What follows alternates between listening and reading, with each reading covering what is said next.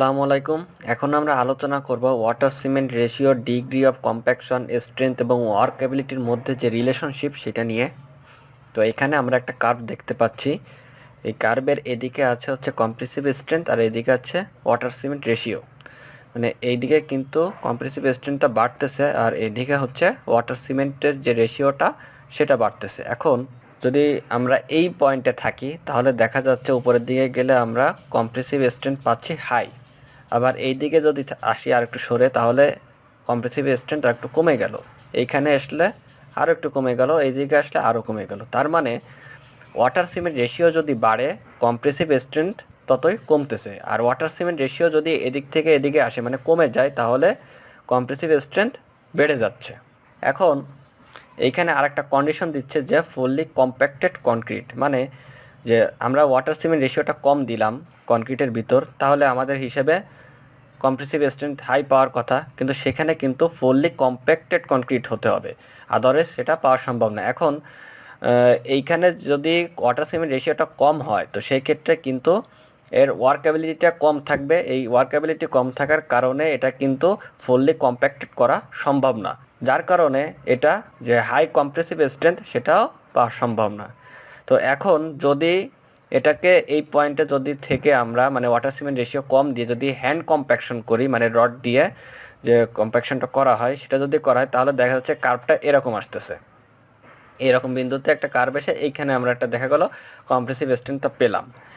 আর যদি ভাইব্রেশন করে কম্প্যাকশন করা হয়, যে ভাইব্রেশন দিয়ে করা হচ্ছে, তাহলে দেখা গেল আরেকটু বেশি কম্প্রেসিভ স্ট্রেংথ আমরা পাবো। আর যদি ভাইব্রেশন ছাড়াও যে রোলার কম্প্যাকশন আছে বা অন্য কোনো পদ্ধতিতে কম্প্যাকশন যদি করা হয় সেক্ষেত্রে দেখা গেল আমরা হাই স্ট্রেংথটা পেতে পারি। এখন এই কার্ভটা এইদিকে এভাবে নেমে আসছে কারণ হচ্ছে যে এই কম্প্যাকশনটা ঠিকমতো করা যায় না, ভাইব্রেশন দিয়েও হোক কিংবা হ্যান্ড কম্প্যাকশন হোক, কারণ ওয়াটার সিমেন্ট রেশিও কম থাকে তো যার কারণে ওয়ার্কেবিলিটিটা কম থাকে। এই জন্য এইখানে কম্প্যাকশন ঠিকমতো করা যায় না।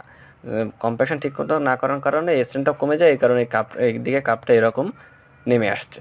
তো এই কম্প্রেসিভ স্ট্রেংথ ওয়াটার রেশিওটা কম হলে কেন বেড়ে যায় আর ওয়াটার সিমেন্ট রেশিও বেশি হলে কম্প্রেসিভ স্ট্রেংথটা কেন কমে যায়, এটা আমরা এখন বোঝার চেষ্টা করি। যে এইখানে একটা আমরা ফিগার দেখতে পাচ্ছি।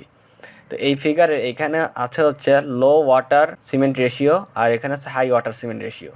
তো এই যে এইগুলা হচ্ছে সিমেন্টের পার্টিকেল আর মাঝখানে এইখানে আছে হচ্ছে পানি।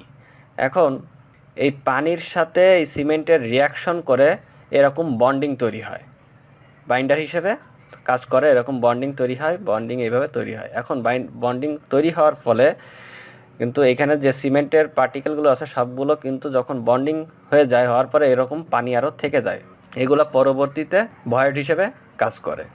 আর এইখানে যেহেতু ওয়াটার সিমেন্ট রেশিওটা কম, তো এখানে রিয়াকশন করে যে বন্ডিংটা তৈরি করলো সেটা এরকম হচ্ছে। এখানে কিন্তু পানির পরিমাণ কম হওয়ার কারণে এখানে পানিটা নাই, বেশি একটা ভয়েডও থাকতেছে না, যার কারণে এখানে আমরা পাচ্ছি হাই স্ট্রেংথ আর এখানে পাচ্ছি হচ্ছে লো স্ট্রেংথ। এই কারণেই যে এই কার্ভে যে মানে ওয়াটার সিমেন্ট রেশিওটা কম হলে এর স্ট্রেংথটা বাড়তে থাকে আর ওয়াটার সিমেন্ট রেশিও বাড়তে থাকলে এর স্ট্রেংথটা কমতে থাকে। এই ফিগার থেকে আমরা সেটা বুঝতে পারলাম।